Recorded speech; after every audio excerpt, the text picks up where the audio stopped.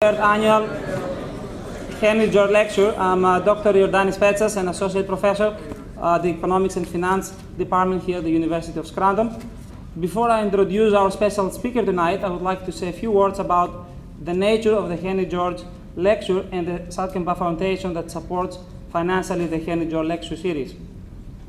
Henry George, a 19th century American economist and social philosopher, tried to answer the question of why poverty coexisted with abundant wealth in his great classic of political economy, Progress and Poverty, which first appeared in 1879 and became an international bestseller.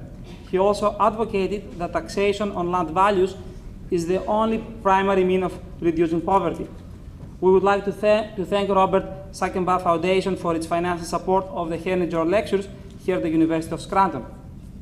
Its support allows us to promote the application of Henry George analysis into today's world.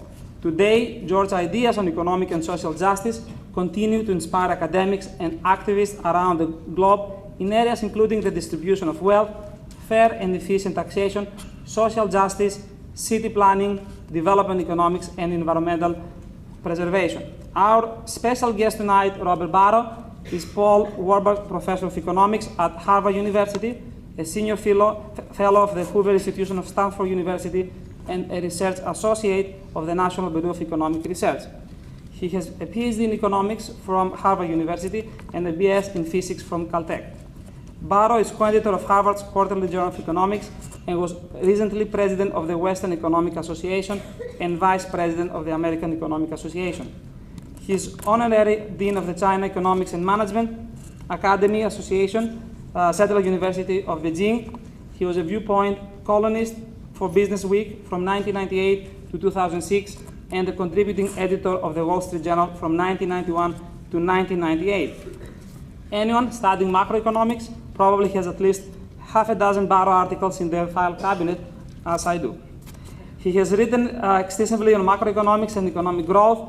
Noteworthy research includes empirical determinants of economic growth, economic effects of public debt and budget deficits, and the formation of monetary policy.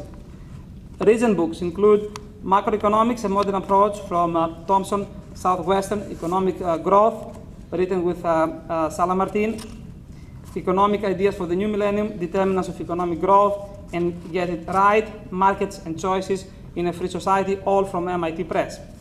Current research focuses on two very different topics: the interplay between religion and political economy and the impact of rare disasters on asset markets. Our distinguished guest tonight, Robert Barro, is one of the very few people in the US and around the globe that can shed some light into what's happening currently in the financial markets. The title of his presentation, Macroeconomic Disasters since 1870, it's a title that fits very well into what's happening today, and I'm very anxious to see what he has to say about retirement, as I'm planning to retire in 20 years. We'll have the opportunity to ask questions immediately after Professor Barro's speech. There will be students coming with microphones, I guess. I will indicate them at the end of the lecture. Please help me welcome Professor Robert Barro.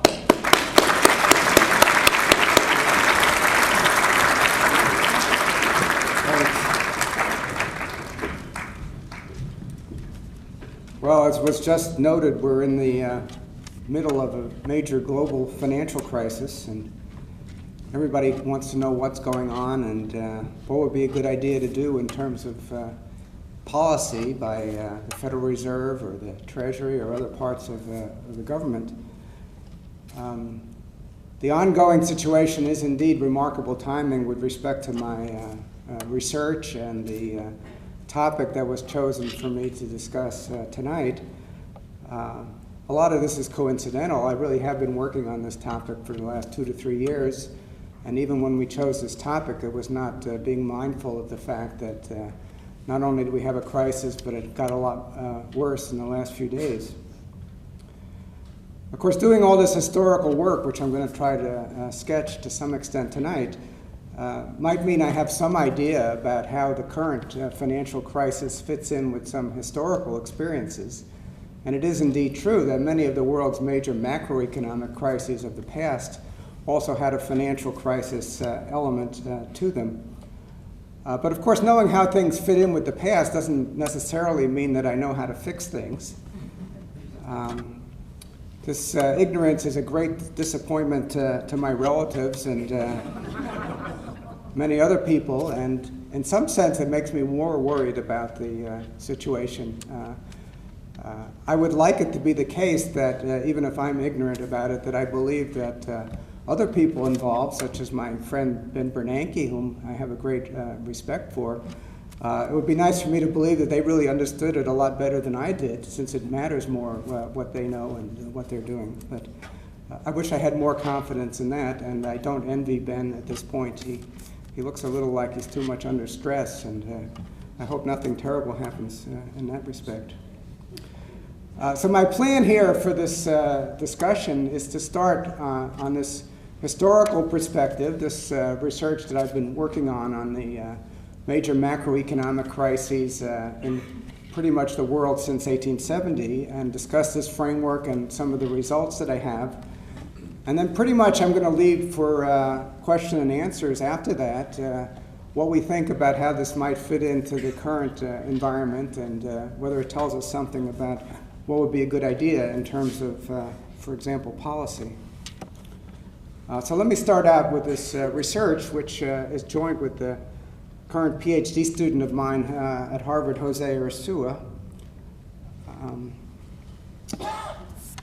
We started with a perspective about research related to finance and aspects of the pricing of assets. And in particular, it is the case that some features of asset markets are hard to reconcile with standard economic models. A famous example of that is the so-called equity premium puzzle, which is that on average, the rate of return on stocks is much greater than that on pretty safe assets. And at least as a quantitative statement, it's hard to explain that pattern within the standard economic models that have been used. And this is a puzzle that was raised over 20 years ago now, and it's still an ongoing active area of research in finance and then in some related area of macroeconomics. So the perspective of this research, using an idea that was discussed by Tom Reitz, actually going back to 1988, is to try to explain some of these asset pricing puzzles, in particular those related to stocks and government bills, by the prospect of large but rare macroeconomic disasters. So the general idea is that usually things are going on okay, and there might be kind of ordinary business fluctuations of a fairly moderate nature. And in fact, those things turn out to be pretty trivial for all this. The kinds of recessions that macroeconomists have usually focused on turned out not to amount to much with respect to the asset pricing puzzles, or indeed with respect to welfare. The thing that we argue is much more consequential is these very rare events, and of course in the US you immediately think about the Great Depression of the early 1930s, so that even though these are low probability occurrences, the fact that they're very large when they occur and that people have aversion to risk means that they matter a lot with respect to, in particular, the patterns that you might see in asset markets. So that's the kind of perspective that we have. Now, in many analyses of these kinds of rare events, this used to be called a peso problem with respect to when the Mexican peso used to be pegged to the dollar, and then people were always worried that there would be a big devaluation, but then it was a peso problem because even though there was this prospect, you didn't see it within the sample. At least this was true in some earlier samples. So similarly, if you think that people are worrying about these rare disasters, but you never see them within the sample, then it's hard to quantify how important they are. It's hard to see how they're actually operating. So the new feature in terms of our study is we've assembled enough data over periods that are longer than a century for about 30 or so countries. So we actually get a lot of realizations within the sample of these kinds of bad events, of which, again, the Great Depression is one of the cases. So these are not just hypothetical, never-seen events. They're things that actually occur, even though with low frequency, within the data that we've put together. So So more specifically, we have some kind of a model, and then we see how that model works, that is, we calibrate the model in terms of some of the standard jargon, by using the observed frequency and size distribution of the macroeconomic disasters that we see in the data across a sample of 30 or so countries. So we're not just looking at the United States, which we think, at least until recently, was pretty lucky with respect to avoiding major disaster events. The Depression of the early 30s is the main example in the US, and people thought that the US is somehow immune from these kinds of things, or almost immune, and I'm not sure that's right. I think there may have been a big element of luck in terms of that history. So underlying this research is a large data project expanding on the existing long-term national accounts data that were available. We go back to at least 1900 and often to 1870 or so for as many countries for which we can assemble reliable data on things like the gross domestic product, and then measures of consumption, which turn out to be more relevant in terms of the asset pricing that shows up in the theoretical models that we consider. So the reason, again, we're trying to look at these long-term data is that means we're going to be including important disaster episodes within the sample. So aside from the Great Depression, notably we're going to have World War I and World War II as important elements in the sample. And there'll be other aspects of macroeconomic disasters that appear within the sample. So to date, we've been able to assemble what we think are reliable annual data for 36 countries on the real gross domestic product per person. That's one of the variables we look at. And for real consumer expenditure per person, which is something like consumption, which we think about people getting jollies from, it appears in their utility functions or something like that. Those data we've been able to put together thus far for 24 countries over comparable long-term periods.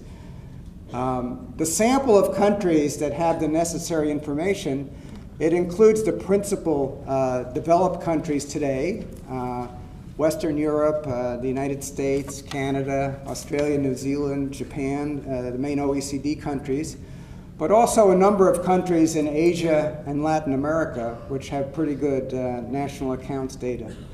So roughly half the sample is OECD countries, and the other half is these primarily middle-income countries today, which are in Asia and Latin America. And we're working hard to expand the data set. Each case means that my graduate student has to work very hard to incorporate it into the sample, and Jose is really just remarkable at this data effort in terms of his care, in terms of being able to find the necessary information.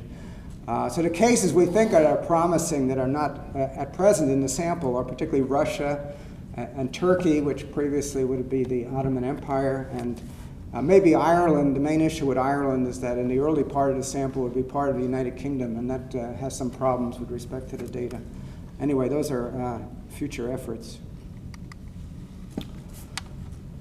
So it turns out the main macroeconomic disasters of this period, thinking about going back to 1870, are first World War II. World War II is the largest economic disaster. And that tends to be surprising from a U.S. perspective, because most people know that the United States did very well economically during World War II. It has very high growth from the end of the 1930s through 1945 during the World War II period. And that's an unusual pattern. For many countries in the world, there's a lot of destruction that goes on during the war.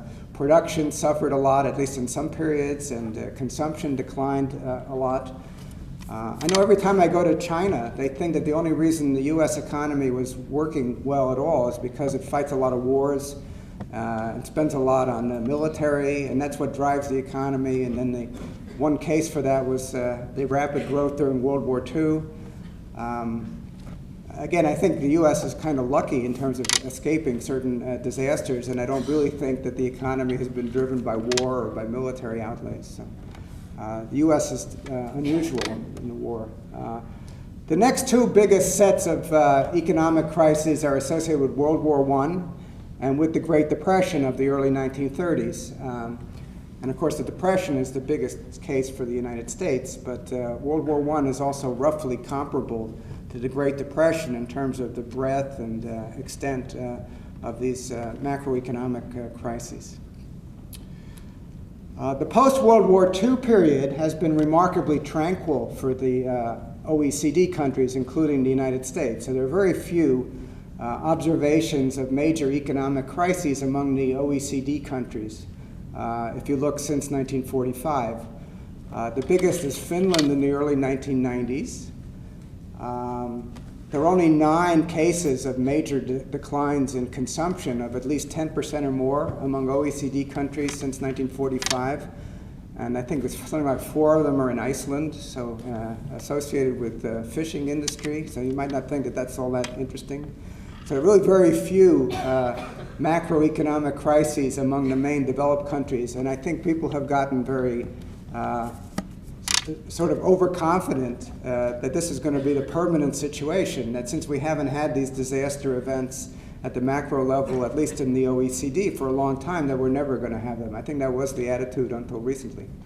And now people are very worried about this situation, but that would not have been true certainly 2 years ago. Wouldn't have been true. Outside of the OECD countries, there have been some pretty large macroeconomic crises even in the post-World War II period. In particular in Asia and Latin America. The Asian financial crisis of the late 1990s is pretty important. Latin America had a major debt crisis in the 1980s and has had a number of other macroeconomic events, including recently in Argentina at the beginning of the 2000s, a very substantial economic crisis.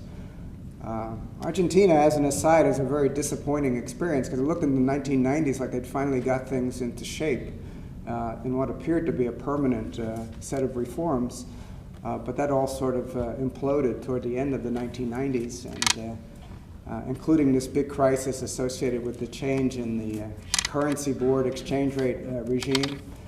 And now Argentina has a very strange government, and I don't think the prospects are very favorable. We think that another example of important economic crisis, which we're working on especially, is this period after World War I, notably 1918 to 1920.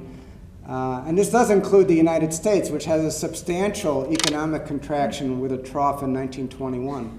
And Canada is actually also similar in that respect. Our conjecture is that this is not due particularly per se to the aftermath of the war, but we think it's the effect of the great influenza epidemic of 1918 to 20. And we're going to try to look more in detail to see if we can verify that conjecture. I mean, we know there are quite a few examples of economic decline at that time. We just have to go more into detail to see if we can verify that the source is what we think it is in terms of this influenza epidemic. So that would be interesting for us because then that would be the only set of cases that we identified of major macroeconomic decline that were not due either to war or to major financial crisis. So the current situation is in the financial crisis category, and the Great Depression primarily would be like that. But if it were the case that the great influenza epidemic were big enough to have produced these declines in economic activity, that would be a different sort of event. More like the Black Plague in Europe, but we don't have the data going back that far, I'm afraid. So, of course, we looked at a set of observed macroeconomic events, and then from that we're trying to estimate the probability of these events and how big they are, or the distribution of sizes of these events. Looking ahead, of course, you can think about future macroeconomic disasters, and we're trying to use the past to sort of quantify what we think the probabilities are for the future things. But of course, it's possible that you might see crises of different forms that you hadn't seen in the data that go back to 1870. For example, no natural disasters that we found were big enough to show up in the macroeconomic data to the extent that we required in order to label something as a macro crisis. But it's certainly possible that some natural disaster events could be like that, or other types of epidemics, or different kinds of financial crises, or other potential kinds of events. So in the first analysis that we did, we used the information that we put together on these crises, particularly to look at some financial or asset market puzzles that I already referred to. So one of this is this high equity premium, which is the idea that the rate of return on stocks on average is a lot greater than that on pretty safe assets. Quantitatively, it turns out to average about 7% per year. So if you average over all the countries where you have long-term data on returns on stocks and assets that look more like, say, treasury bills, then it turns out that the differential return between the two asset categories is about 7% per year. That's the equity premium on average. So that's supposed to be a puzzle, because in most underlying theoretical models, which are somehow calibrated, that turns out quantitatively to be too big. And then the question is whether that's still true when we bring in these rare disaster events. And of course, we're arguing that we think we can explain this. Another familiar puzzle in finance is that the risk-free rate of return seems to be very low, not too much above zero. We think about it as being around 1% per year, but the idea is that it's very low. And in some models, at least, it's puzzlingly low. So that would be another kind of financial market puzzle. The general approach that we're carrying out certainly applies to other kinds of financial puzzles which have been raised in the literature. So it's also true that stock returns, although they're high on average, averaging something like about 8% per year in real terms, that is beyond inflation, it's also true that those returns are highly volatile, related in turn to the volatility of stock market prices. So the volatility of those prices is another thing that is sometimes viewed as a puzzle, and you might want the model to explain that. We think changing perceptions about something like disaster probability is a very promising candidate for explaining the extent of the volatility. So that's some idea. Then there are some other finance puzzles that are often mentioned. I have a list of some here, which we're also planning to be examining. So this is some description of the underlying data that we're using. Mostly this is from 1870 to 2006, but for some countries we couldn't go back as far as 1870, so the periods are somewhat different. If you look at the gross domestic product, measure of output or production, we have 36 countries with the necessary long-term data, and the average growth rate per person is about 2% per year. So that's the average growth rate. It turns out that there are important variations over time into how volatile those growth rates were. And if you look at the whole long period and divide it up into pre-World War I, interwar period, and post-World War II, then a dominant pattern is that the interwar period has tremendous volatility in terms of growth of GDP or also for consumption. Whereas if you look before World War I and after World War II, it doesn't look like that obviously different in terms of the extent of volatility. So the interwar period turns out to really be dominant, and for us that's driven by these crises that occurred. And it's particularly World War I, the Great Depression, and World War II, all of which are in that interval. And that's what makes the interwar period exceedingly volatile in terms of the results. We also have the data on consumer expenditure, which we think are more pertinent for our theoretical purposes.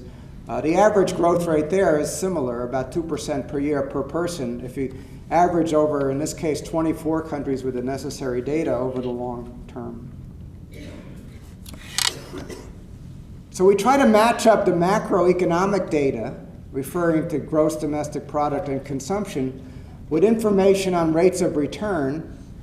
And we've assembled data over as long periods as possible for the various countries on three kinds of asset classes. We've looked at stock returns, or equity returns. We've looked at returns on assets that are analogous to short-term treasury bills, which are comparatively safe, although they're not really risk-free. They're certainly a lot less risky than the stocks. And we've also looked at longer-term bond returns, 10-year bonds, but we haven't really done very much with that. So if you look at the countries with the long-term data, of which there are 17 that have information back at least to the 1920s, then the average return on stocks over that period is about 8%. The average return on these short-term bills, like the Treasury bills, is about 1% per year. This is all over inflation. These are real rates of return. So the differential between the two, which is our measure of the long-term equity premium, is about 7% per year. So on average, if you're holding stocks rather than bills, you earn 7% per year more, which is a lot. And then the question is, well, what then motivates people to hold bills if they can earn 7% per year more? Well, in some sense, the stocks must be a lot riskier. And we think the main risk is not the sort of regular stuff, but particularly these disaster event type risks. Or that's the perspective we're taking. This is the information about bonds, but as I mentioned, we haven't really explored this too much. If you look at 10-year bonds versus short-term bills, the average return on bonds is about 1% per year more than that on bills. So if you're holding longer-term bond-type assets, you do somewhat better over the long term than on bills. Again, we would think this is some kind of compensation for risk, but we haven't really explored this in any depth. But that would be the idea here. Let me just look at a few countries. So we have 24 countries with the consumption data, and 36 countries with the long-term GDP data. I'm not going to look at all those, of course, don't worry. I'm going to just look at a couple of examples. This is the US case. The US is in many ways a great outlier from the rest of our sample, which is about 30 other countries. And because a lot of macroeconomists are so focused on the US and its data, I think they tend to make inferences that don't have general validity. So if you look, for example, at the blue graph is for real gross domestic product per person starting in 1870, I guess it is here. The United States is the only country where if you draw a line through the data, you take the blue data, for example, for GDP, and mindlessly draw a line through it to try to get a straight line that fits it as well as possible, that would be a long-term trend. The US is the only country where the thing does not systematically depart from that trend over the long term. Or to put it another way, suppose you took a ruler and you laid it along the data at the beginning, starting 1870, going up to, say, 1914 or something like that. Right? So suppose you just put the ruler on it to try to fit the data. Amazingly, the ruler fits the data over the whole period, which says that there's this long-term growth rate, some kind of long-term thing which the data are always going back toward in terms of the levels of per capita GDP. And that would be an amazing property, except that no other country satisfies that. So one has to be careful in terms of extrapolating from the US experience, or at least there's some further analysis required to think about why there's something interesting there other than this was just an accident. Anyway, these are the US data. I can't really point to this too well, but I think you can see the Great Depression on these data. So the upper graph for gross domestic product, I think you can see between 1920 and 1940, there's a substantial dip in the level of per capita gross domestic product. The vertical axis is on a proportionate scale, so that if you move by 0.1, it means that the thing moved by about 10%. And from that, you can gauge the rough size of the decline in output or consumption during the US Great Depression.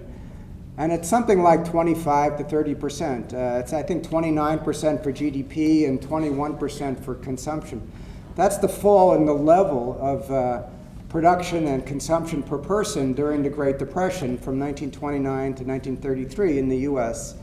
So you can see that in the blue and the red graphs. And also from the way these graphs are constructed, you can roughly gauge the size of the change just by looking at the vertical axis.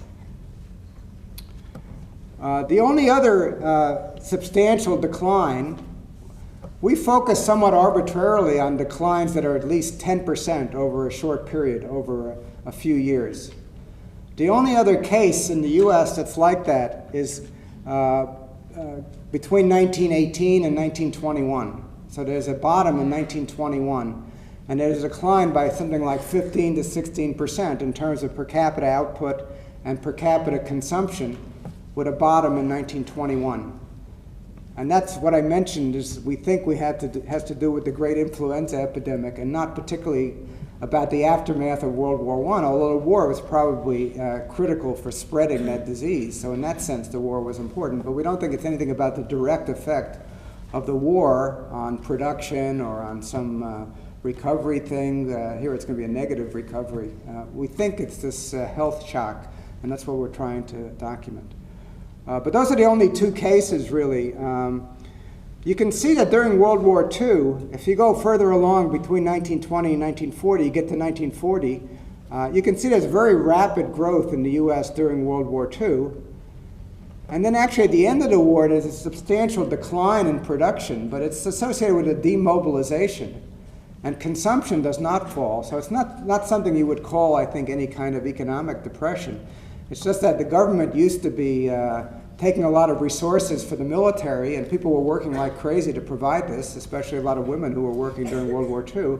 And once the war ended, the pressure for this was eliminated, and production and employment fell, but consumption didn't do anything. So it's not really a bad economic time, although if you looked at GDP, you might think it was a bad time. So that's the US story. The US is much less eventful than most of the other countries. The UK, however, is another case that's pretty tranquil in terms of the overall experience. I'll just point out a couple of things for the United Kingdom that differ somewhat from the United States.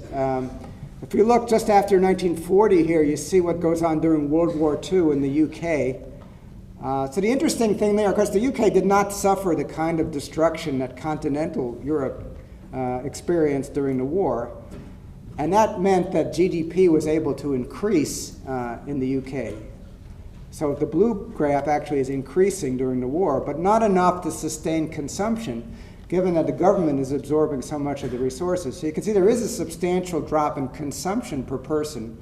So in that sense, it is a crisis period in the UK during World War II. Consumption falls by something like 15 to 20% per person. And something similar occurs earlier in the UK during World War I. Here's Germany. Germany is very eventful, has a lot of bad things happening to it, particularly in the interwar period. So if you look at this graph, you can see there's first a big decline during World War I, and it's a decline by something like 40% or more. If you go further and you look careful at the graph, you can see there's another decline during the German hyperinflation, which has a peak in 1923, which follows World War I, and which people think was related to the very large reparation payments that were imposed on Germany. By the way, this brings further emphasis to the idea that the great influenza epidemic might be important. At least one story is that Woodrow Wilson was opposed to having these sort of extreme reparations imposed on Germany after World War I. But he suffered from the flu in 1919 when he was in Europe. And supposedly he was pretty much incapacitated after that, although he made some recovery. But at least one story is that if he hadn't been sick, he would have moderated the decision-making process in terms of the Versailles Treaty, and we might not have had the extreme reparations payments. Probably wouldn't have had the German hyperinflation, and maybe in fact we wouldn't have had the rise of Hitler in World War II. I mean, there are all kinds of things. So if you really want to make the influenza epidemic significant, this is really it. Of course, the other thing that convinced me more personally, I've done a lot of work on religion and political economy over the last years, which is somewhat of a sidelight. But a major figure in that research field in sociology is Max Weber, who sort of kind of started sociology in some sense, but particularly worked on sociology of religion. But then I was amazed to find out that he died of the flu in 1920. So then I figured this must be a message to me that I'm supposed to be studying this phenomenon, given the combination of Weber and Wilson. Anyway, so back to the German graph. The other thing, there's also a crisis in the Depression, but not as big as in some countries. But the World War II decline at the end of the war in Germany is really astronomical. It's something like 60% or more just from 1944 to 1946 in terms of the German data. Now I should say underlying all these data periods, particularly during the crises, is a lot of effort because the data don't tend to be too good during the crises. But for us, we can't ignore the crises. The crises are the essence for what we're doing. So we have to work really hard to at least get estimates of what's going on with the national account variables, the main ones, during these difficult periods. And for example, World War II. So we worked hard to get some estimates related to production and consumption, for example, in Germany during the World War period. Particularly the end of the war is where the data are difficult in this case. This is France, also suffered a lot in World War II. It's a little different from the German case because France was defeated early in the war. The timing is different. The Germans are taking a lot from occupied France later, so that has something to do with production versus consumption.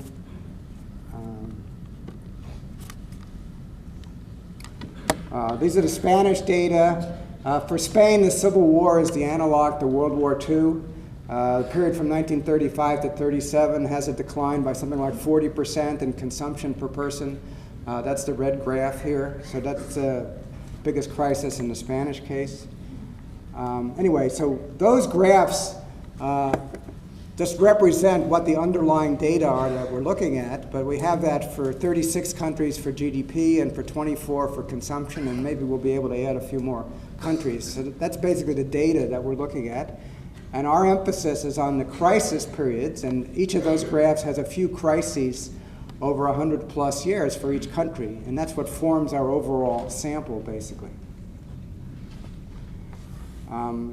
So this is just showing again what the main economic crises were of the period since 1870.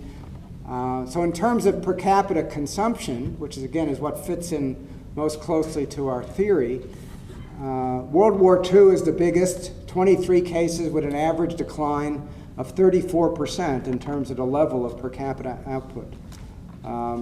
World War I and the Great Depression are kind of similar in magnitude with about 18 or 20 cases and an average size of a little bit more than 20%. So those are second and third in terms of importance in terms of world crises, with World War II being the largest. If we look at the early 1920s, again, the conjecture is it has something to do with the influenza epidemic. We have 11 cases with an average decline of 18%, so it's fairly consequential. And if we can make the case that this really does come from this health shock, we think that would be particularly interesting for its own sake. So again, we're working on that. I already mentioned that post-World War II is very calm. There are 38 cases that we isolate in terms of consumption disasters, but only 9 of those are in the OECD. And I mentioned that, I forget it's 4 or 5 are in Iceland, and there's 1 in Finland that was big. But OECD is very calm in this period. Outside the OECD, there's quite a few cases, which I already referred to in terms of Asia and Latin America. And then there's also the period pre-1914, which is relatively calm as well. These are just what the data are for GDP, which are mostly similar to consumption, but not exactly the same, so I won't go through this. Okay, so this is summarizing what the probability distribution looks like, or the frequency distribution, for the sizes of disasters gauged here by per capita consumer expenditure. So again, in this case, we have the 24 countries. So we've pulled all that information. We've extracted all the cases that we designate as crises in the sense of being at least a decline by 10% in a small number of years for this concept, which is per capita consumption, basically. We found 95 cases like that. The average contraction here is 22%. You're going to hurt your back like that. So we have 95 cases. This is our sort of main sample in terms of disaster sample.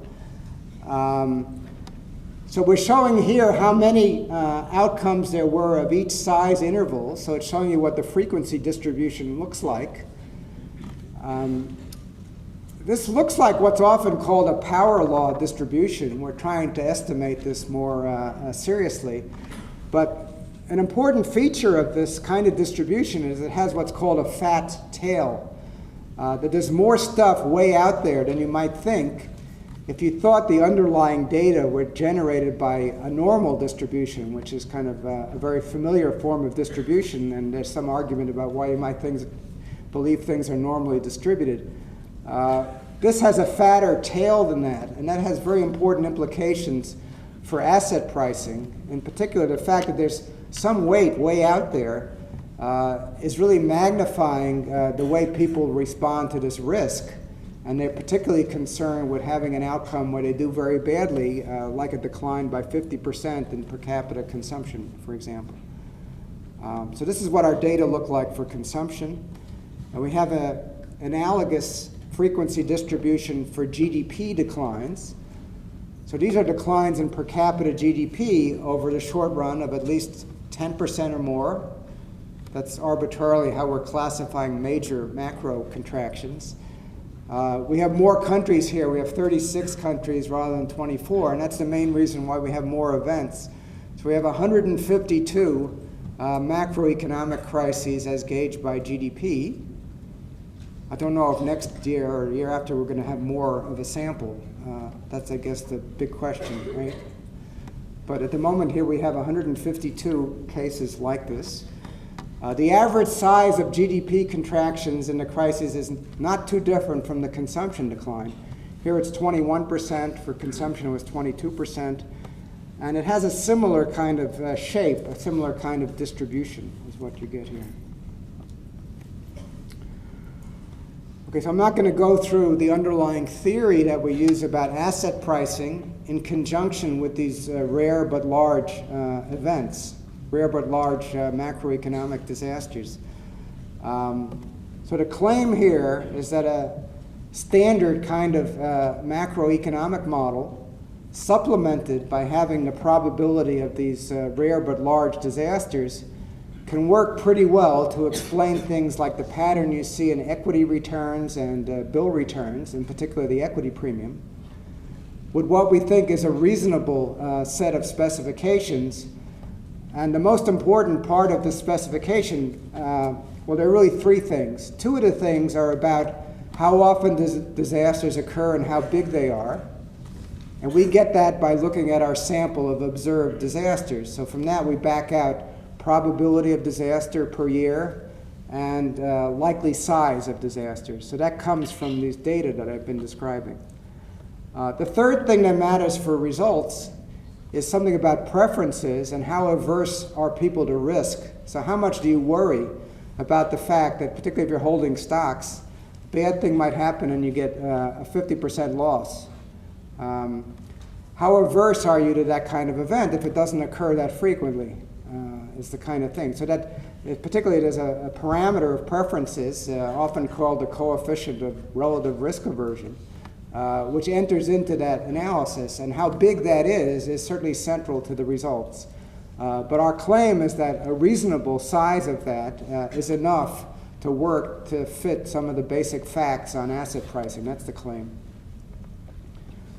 So what we need to get things to work reasonably well, at least in terms of some of the results that we've looked at, disaster probability, which is the probability of moving from kind of normalcy into a state where a disaster is occurring. So this might be like a war or a financial crisis. Those would be the two most frequently observed events, but it could be something like the flu epidemic or a natural disaster in some other framework. So based on the data that we had with the number of events that we isolated, we got an average probability of 3.5% per year. So this is pretending that this probability is the same over time and the same across countries. And if we pretend that, then we have a lot of information to pin down what this number is. But if you said, for example, you think every country is different, and the only way you can get the probability for the U.S. is looking at the U.S. history, then really you have no idea what it is for the U.S. Because basically you got 130-something years, and you got the Great Depression and maybe the 1921 thing. And most of that is that there was luck, and you really don't know what the disaster probability is from the one experience. So the power in this approach is that it pools all the data and then has a pretty big sample of rare events, like 100 or so, which is pretty good. And from that, if you're willing to think that there's similarity in the vulnerability to these kinds of crises across countries and over time, then you can pin down things reasonably well, and that's where the 3.5% number comes from. Similarly, we're thinking about the size distribution of disasters as not varying over time or across countries, although it might. If we take the observed distribution, which I showed you, it has a mean of about 22%, but the important thing about that also is that it has these fat tails, so there's a bigger chance than you might think of going out to 50 or 60%. Not a high probability, but high enough that it matters for the results. The final ingredient is, as I mentioned, how averse are people to risk, and we think with a reasonable specification of that, that we get pretty good results. That's the claim. We're still working on this, but anyway, that's the claim. Now, other features of the data, like the asset return data that you might want to fit. Now, one very prominent feature is that, as I mentioned, stock prices are very volatile. Now, we think that the main factor that can account for that is that something like the disaster probability, even though it might be 3.5% per year typically, sometimes it's higher than that and sometimes it's lower than that. Like we're in a situation now where I think unquestionably this probability is much higher as perceived by financial market participants than it was 2 years ago. And there's other direct evidence of that. You can look at other kinds of assets to see that. You can look at things like stock options. You can look at spreads between various kinds of yields like government and corporate yields. You can look at the level of interest rates. One of the scariest things about the current environment is that interest rates on treasuries are close to zero at the short end now. Or if you look at so-called index treasury bonds, which are adjust automatically for inflation, the real yield on those things over something like a 2 to 5 year horizon is close to zero. And that's a very bad symptom. That means people are desperate for something that's comparatively safe and are willing to hold it even though the return is very low. And that's what drives down the return by driving up the price. So I think all these things are symptomatic of an environment where the disaster probability is much higher than usual. So I say we got an average probability of 3.5% per year getting into one of these events. But I think you'd have to say the probability now is a lot higher than that. And this discussion, I think, also suggests that you could more systematically use some of these other data to try to pin down how the perceived probability is varying. You can use things like options prices and other measures to supplement what we did by looking at the history of macro crises. But that's another thing that we're planning to do that we haven't done. Anyway, with respect to stock price volatility, the idea was that in general, this probability moves around. And in the model, the prices of stocks are pretty sensitive to changes in that probability. So you don't need a lot of movement in the perceived chance of really bad outcomes to get the price moving quite a bit, and I think sort of matching the high volatility of stock prices that you see in the data, really for all countries, including the US, and some others are even more volatile. Another factor that can work in a similar way is if sometimes there are changes in the perceived long-run economic growth rate in an economy. So this was thought to be particularly important for Japan. Japan grew like crazy in the post-war period until something like the early 1970s, and has pretty much on average done badly since then. So it's pretty clear at some point in the Japanese history there was a substantial writing down of the prospective long-run rate of economic growth. And that probably had a big effect on Japanese stock prices, which were very high at that point in the 70s in relation to earnings, presumably reflecting prospective long-run growth at a high rate. But then that was written down, and that would have a major downward effect on the stock prices. But in general, if people are changing their perceptions of long-run economic growth, that's another factor that can produce volatility of stock prices. The Japanese thing was just a possible example. Now, of course, it is true that sometimes you can get changes in perceptions, like the environment looks riskier, and that might produce a big stock price decline. But it might turn out that nothing actually happens at the macroeconomic level, or not much. That's certainly possible within this framework. If there's something that makes people think the world is riskier, but then it turns out that the bad thing doesn't actually occur, then what will happen is you get the big stock price change, but you won't see a big change comparable in gross domestic product or consumption. And the global 1987 stock market crash is like that. There were these big declines, mostly more than 20% in most of the developed countries in a short period in 1987. But there were no major macroeconomic consequences that people have isolated. So one can hope the current environment is like that, that you've got these big changes in terms of financial asset prices, but maybe it's not going to show up so much in the macroeconomic data. Another puzzle about the current situation is that the standard indicators do not yet constitute what would normally be called a recession, not even a mild recession. Including the GDP growth rate, but also other indicators. There's certainly some softening in terms of things like employment, and the unemployment rate has gone up some, and industrial production has gone a little weaker. But overall, it's not yet clear in those data that you'd say you were in a recession. I think that almost surely there's going to be a recession. And the issue is whether it's going to be mild or severe. But it's a little surprising that it hasn't shown up yet in a conclusive way in the data. So I think that, when McCain said the other day that the economy was basically in good shape, I think he was, to the extent he thinks about anything economic, perhaps he was thinking about that, or probably some advisor mentioned that at some point and he remembered that, I don't know. So I leave you with this final question, which is, of course, are we on the verge of one of these financial type crises, which are a substantial fraction of the history of major macroeconomic crises that we've observed and are in our sample and that I've been discussing? The question is that what is going on? And will that show up 2 years from now or 3 years from now in terms of how much of a decline we see in gross domestic product and consumption in various countries? And then the second question is what kind of policies can be useful if we are in this kind of problematic state. Often was a focus on the Federal Reserve.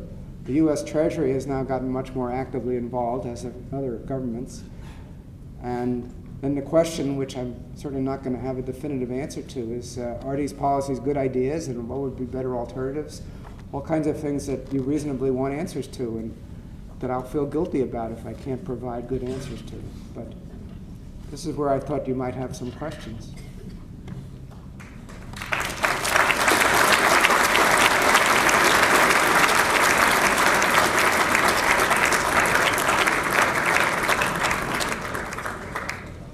So we have the opportunity to ask questions.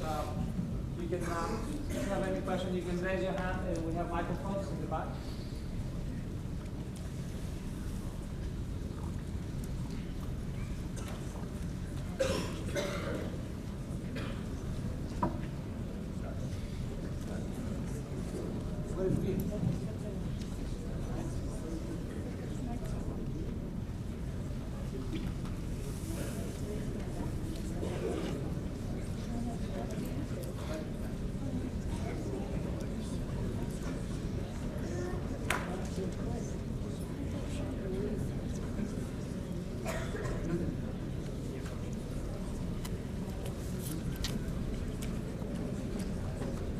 Seems to be my traditional role to break this ice.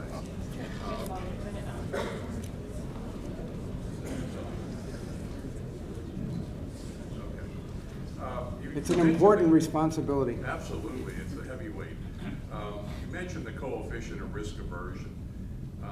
Given the as yet undescribed power of the psychological overlay on financial markets, does your work at all suggest that a major change in that risk aversion could itself create a major macroeconomic problem?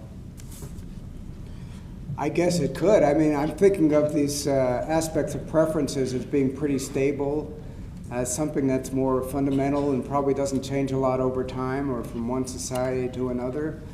So we've thought about this as though it's the same in the various places and time periods. I suppose I'm more inclined to think about variation in terms of things like disaster probability or the size distribution of disasters, that might vary by place or by time. You know, it's a bit like Milton Friedman, I guess, in Essays in Positive Economics, where he sort of thinks about preferences as being relatively stable and these other conditions about technological opportunities and the supply side sort of being more likely to fluctuate. But I guess it doesn't have to be the case, and certainly if people became all of a sudden more averse to risk, that would have implications for stock prices and things. I don't think that's what's involved in the recent situation, but in principle it could matter.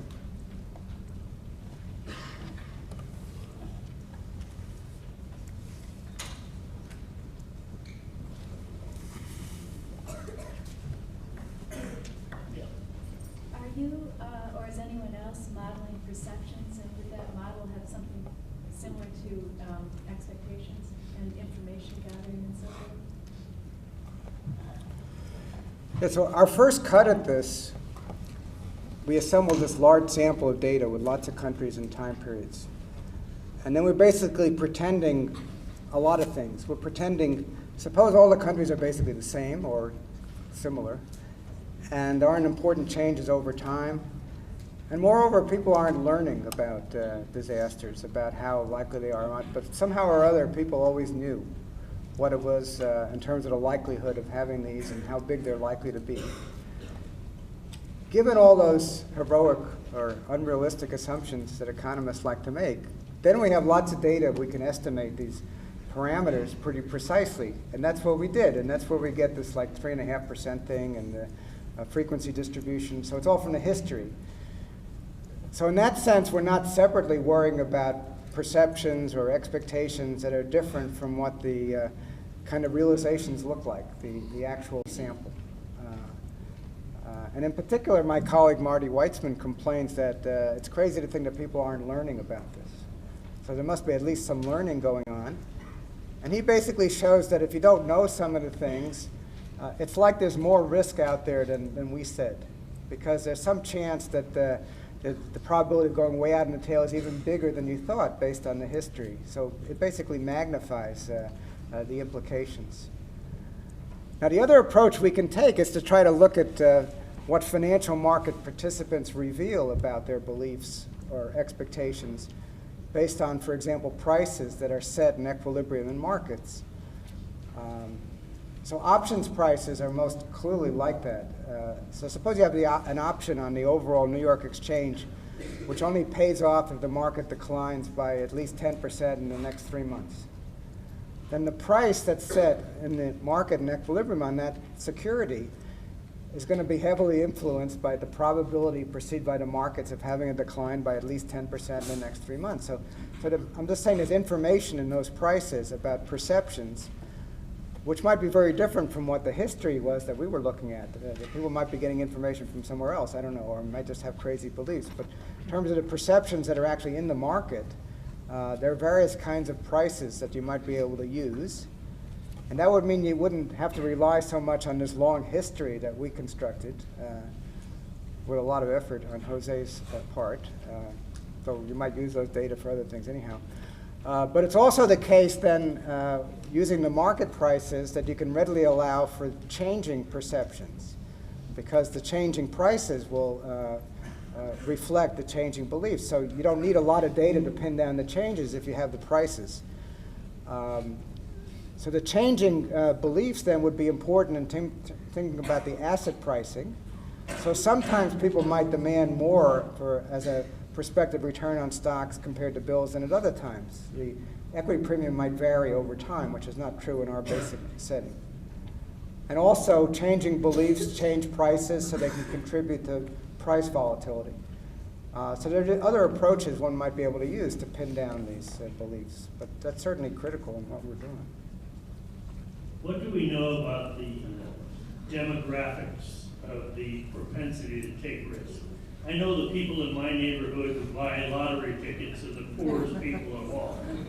On the other hand, you would expect rich people with some security to be willing to take more risks. And how about institutions?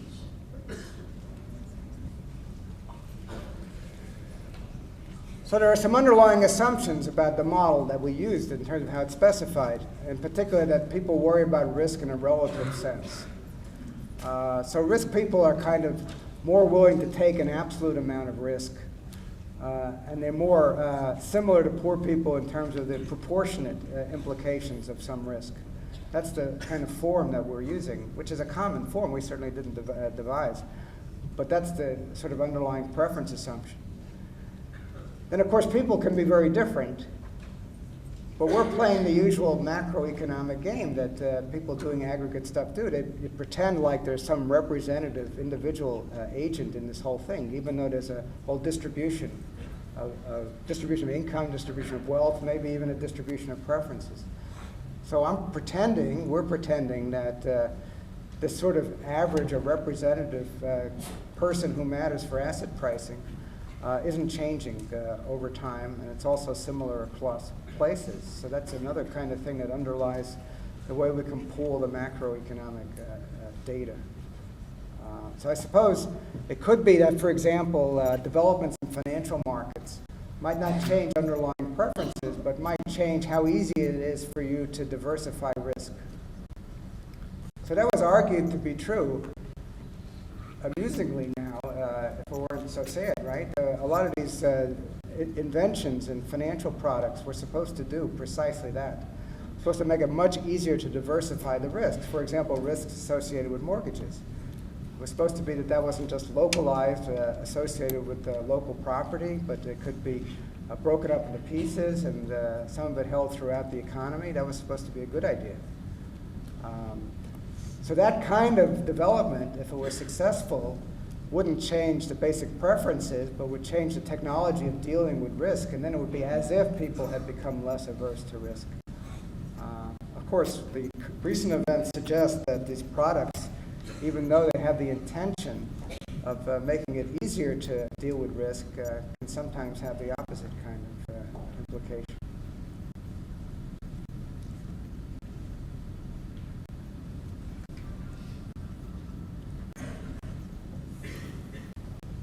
Are you in favor of a tougher regulation, maybe a new agency, to prevent the mortgage crisis from happening again?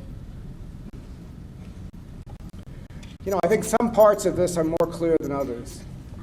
The one aspect that was clear for a long time to many economists and also to even some politicians was about the problem with the structure in the main government-based mortgage agencies, Fannie Mae and Freddie Mac. It was recognized for a long time that it was a problem that they essentially had a government guarantee on their bonds, that at least implicitly the government wasn't going to allow them to default. And along with that, Congress in particular was pushing them very heavily to relax their lending standards, that is to loan more and more to poorer people who typically didn't have as good credit history and collateral and so on, and liberalized down payments and all kinds of funny loans without documentation. But this has been something people are aware of for a long time, and particularly in 2003, there were attempts actually to have reforms there. And I guess the irony is that some of the same people who were arguing that these reforms were unnecessary then, and that in fact Fannie Mae should further liberalize its lending standards, are the same people who are now supposed to be part of this reform idea. So I think the moral hazard risk problems associated with these mortgage agencies was clear some time back, and there were some suggestions of altering that structure and to have them have less of a monopoly in their business and get them away from the government guarantee of at least their bond liabilities. Of course, it's ironic that PIMCO, which is a big bond and pension fund in California. I mean, they basically bet on the fact that the government would bail out the bondholders and not the stockholders of Fannie Mae and Freddie Mac, and they were completely right, and they made a lot of money on that. So the government did validate the fact that there was this implicit guarantee on the obligations, even though this was denied by Fannie Mae people, for example, during the hearings in 2003. So I think there were some good suggestions about changes in the regulation and oversight for those particular agencies, which got to be so large that they were really dominant in the mortgage market. I think it's also true that the participants in the market underestimated the extent to which these holdings were risky, the mortgage-related securities in particular. I think particularly because it wasn't viewed as a systemic risk, that it was like you think about all these mortgages as having independent risks, and then if you pull them all together, they're pretty low risk, and that's why they have all these AAA ratings on these mortgage-related securities. But that doesn't work real well when there's a common risk factor in the whole thing, which is more like the situation. So I think people have learned that, so that doesn't really require regulation in the future. I think people in the financial business would not take these same risks and would not regard these as secure holdings in the way they did before. I think in the current environment, the issue is not really about liquidity. Even Lehman Brothers, the problem wasn't liquidity. And in fact, they had access to borrowing at the Federal Reserve since last spring. I think it's just that the assets they were holding aren't worth enough relative to their liabilities. And that in turn relates to what happened with housing prices and with the mortgages related to that. So I think the things that the government might do right now, in terms of the current situation, not in terms of the long-term regulatory environment. The current situation, I think the only thing that's going to matter is if the government does something that raises the valuation of these assets, which seems like it has to entail some kind of subsidy. But Bernanke kept going back and forth on this. First he said we weren't going to subsidize anything, and then somebody said that means you're not going to have any effect. And then he said that they were going to buy stuff somewhere between this current price, which doesn't work right because the market's malfunctioning, and what the sort of long-run price would be. I don't know. It's a little confusing. I don't mean so much to question what Bernanke is saying and doing, because I really strongly doubt that I would be doing better. So some of the regulations that are proposed, I think, are really unnecessary, because I think there has been a lot of learning about what the true risk is of a lot of this underlying stuff. And there's plenty of incentive for the financial market players to avoid this, because they really are suffering, even though the government is bailing out some pieces. It's not like the people involved there are immune from the negative results of what has been wrought here.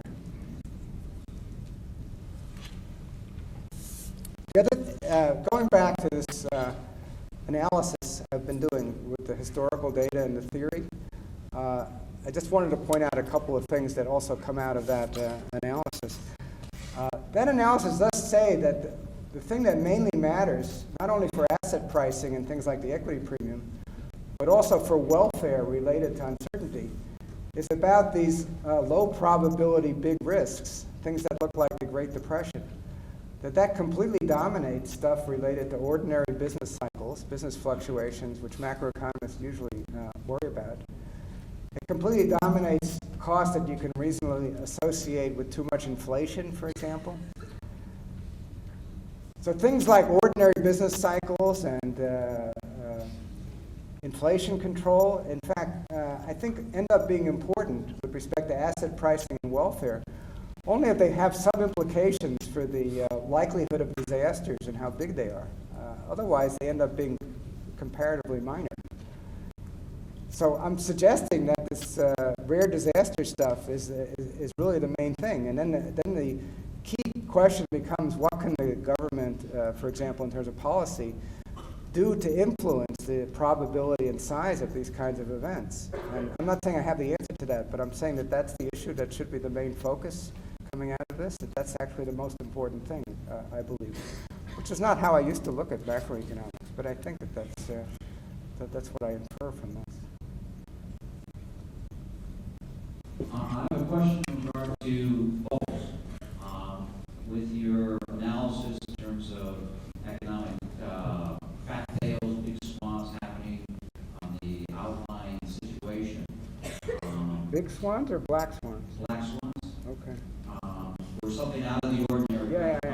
comes ashore and blows you out of the water. You can talk railroads, you can talk perhaps technology, the TTM that blew up at the end of around 2000.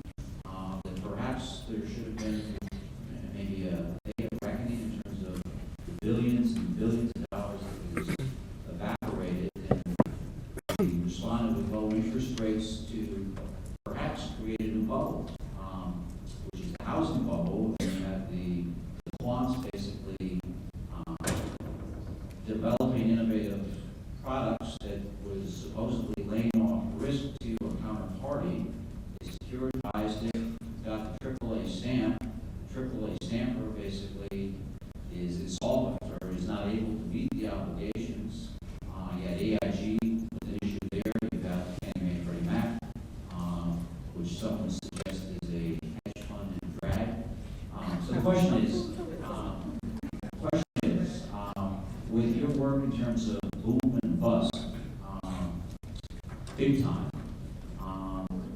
do you do an overlay in terms of bubbles, like the railroads were a big bubble in the era, technology was a big bubble, say 2000, perhaps leading to the ultimate big bubble to bail us out of the previous bubble, which is TTM, technology, telecom, and media, that gave rise to, so to speak, where the real Americans have their wealth. It wasn't in the stock market per se, it was in the housing market.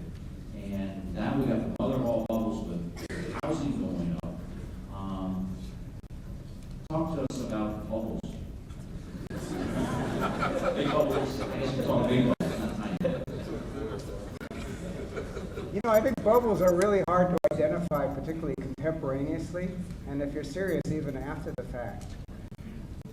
Like the so-called NASDAQ bubble related to technology, internet stuff, 2000, 2001.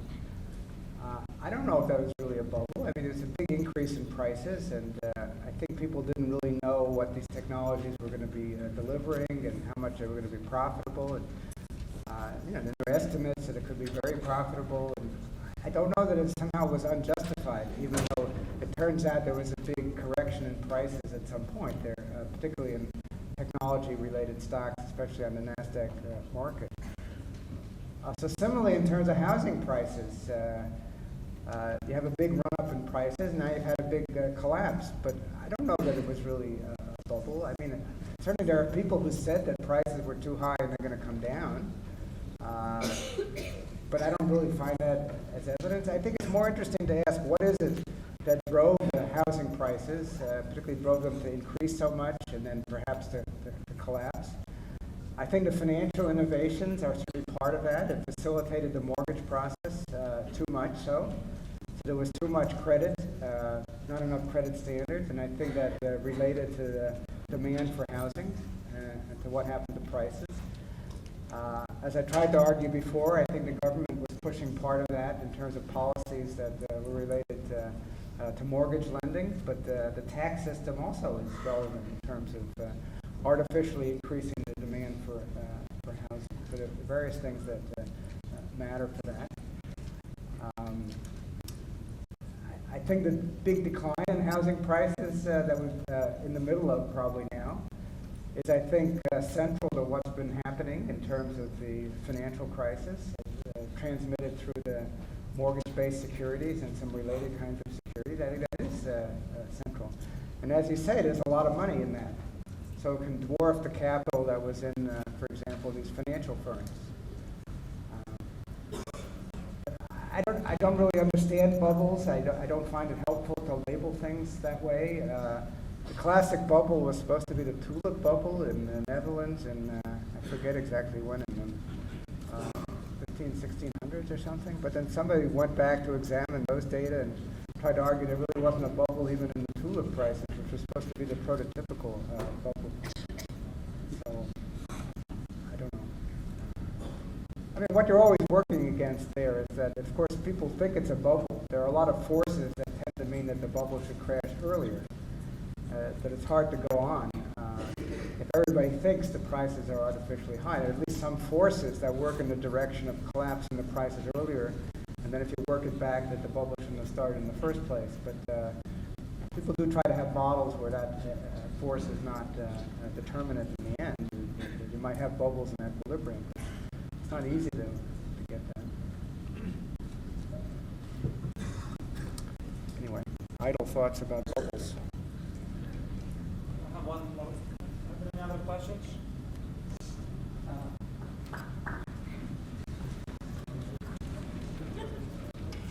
Sorry.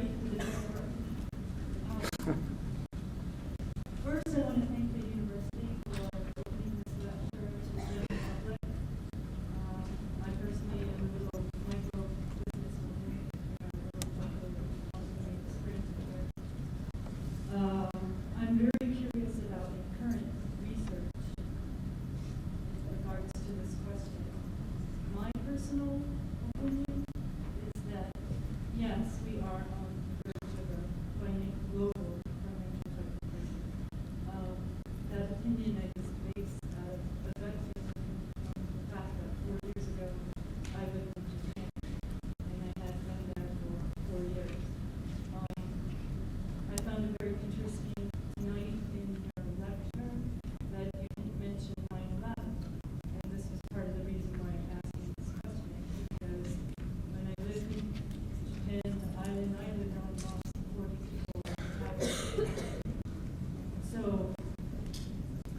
I believe that the next current financial global crisis approaching is one that's being hidden right now. Like you said, the stats don't show that we're in a recession. And I think it's because there are plenty of individuals around the world who are one personal disaster away from paying the bills. So right now, I think it looks like they can pay the bills. I think, in my opinion, what I saw in Japan, what I've seen coming back to post 9/11 America, is what I would call a lot of grief spending. And in some cases, people are taking too much risk, and some people are not taking risk anymore in business. And I'm not sure how to address our Federal Reserve, but the other policies, I think in post 9/11 society that was helping us in going into a financial crisis, and this leads to a question about your current research and your feelings on this, is that there are a lot of extremely xenophobic policies worldwide that are going into place that are hurting the global market. And I'm really, really curious about what your current research mean what it is. What are your feelings on that? And it's how it is affecting its effects on people of the market. No, I suppose I didn't mention 9/11 because in terms of the usual macroeconomic indicators, it doesn't show up as a major contraction, although there is certainly a recession in 2001 in the U.S. and in some other places, but it's not nearly big enough to show up in terms of these kinds of crises that we were examining. But I think it's very plausible that 9/11 led to an increase in the perceived disaster risk. And then that can be related to the fact that stock prices did go down, and other changes would be derivative from the fact that something like disaster probability went up. So the way I would think about 9/11 in this model is precisely in terms of this disaster kind of probability. It fits very well there. And one could verify that perhaps more directly by looking at some other measures of disaster risk, like I mentioned options prices. Of course, you have direct insurance premiums, which also relate to some of that. In terms of your xenophobia thing, I think it is plausible that we're entering on a period which is going to be much less hospitable to international exchange, including usual trade and other kinds of international exchanges. I think it's quite likely that there'll be more protectionism coming from the U.S., which has been pretty much of a leader toward free trade, not completely, but pretty much. And I think that that's probably finished, and that I would expect in terms of the framework I'm looking at to show up in terms of reduced long-run economic growth.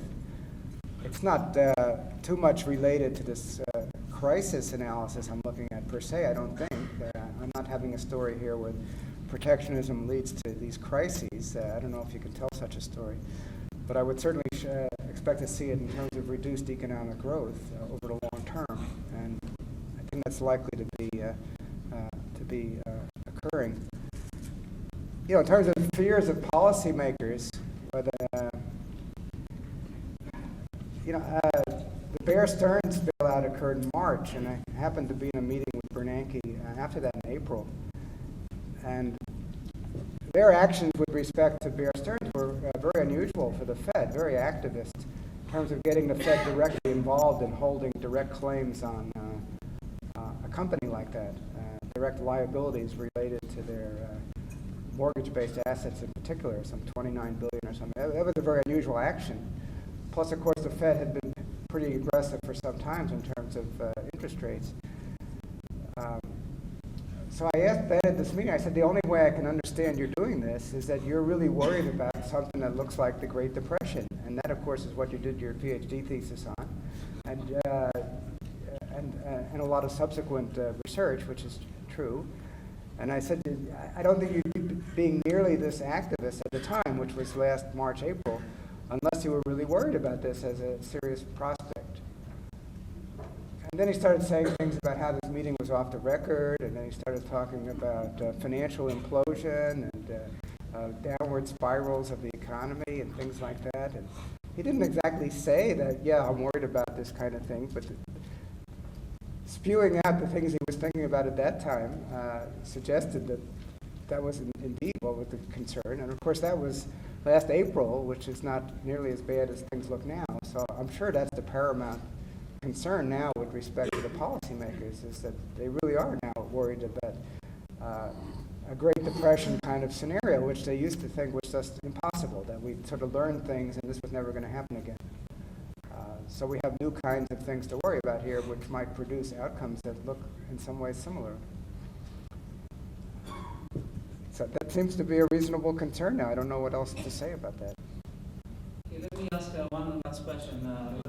I like your last slide, which actually you're asking two questions. The first question is, the emergence from this global financial crisis? Well, the answer is yes. And the second question, which I think can be true panic, the answer is no, right? Because if we panic, we know what's going to happen.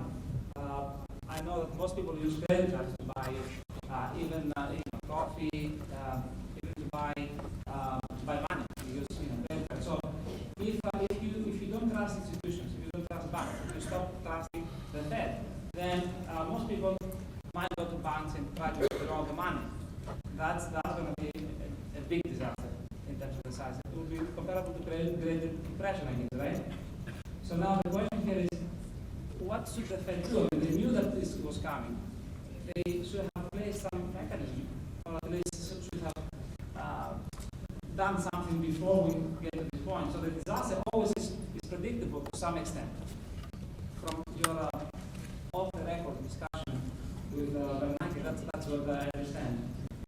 So what are just your comment or your reaction to using your model? I found your consumption-based model very interesting. So if you can use your model to predict the disasters, then you can do something about it.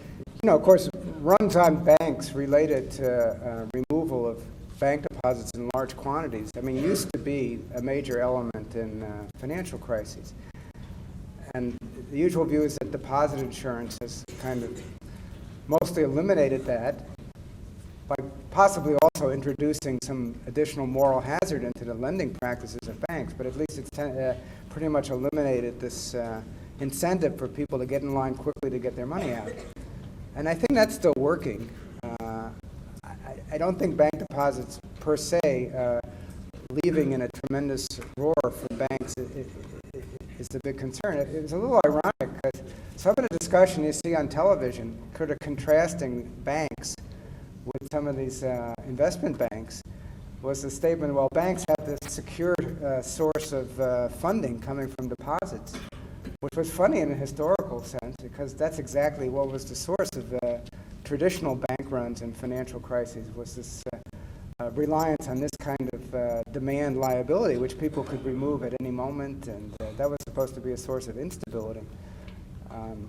But I don't think that that's really critical here, and I don't actually think liquidity in the usual sense is critical. So that's why opening up the discount window, which the Fed did last spring to include non-commercial banks, that's about liquidity, some kind of short-run crunch. I don't think that's what's going on. I think it's just that the asset valuations have been depreciated considerably at many institutions, and then they don't match the liabilities, and it's not a short-run problem. So I think the things that matter that the policymakers do are things that raise the valuations of those assets, which probably means that the government has to sort of subsidize by buying things at inflated prices. And that would help some institutions. That would clearly be useful. But it has obvious consequences in terms of tax finance and distortions and all these other usual things. So, you know. Fortunately, I'm an academic and I don't make actual policy decisions.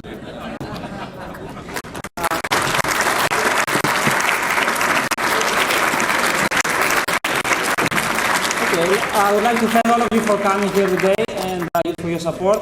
Especially I would like to thank Professor Barro for his excellent lecture. I'm pretty sure you enjoyed as much as I did. Professor Barro, thank you for your lecture.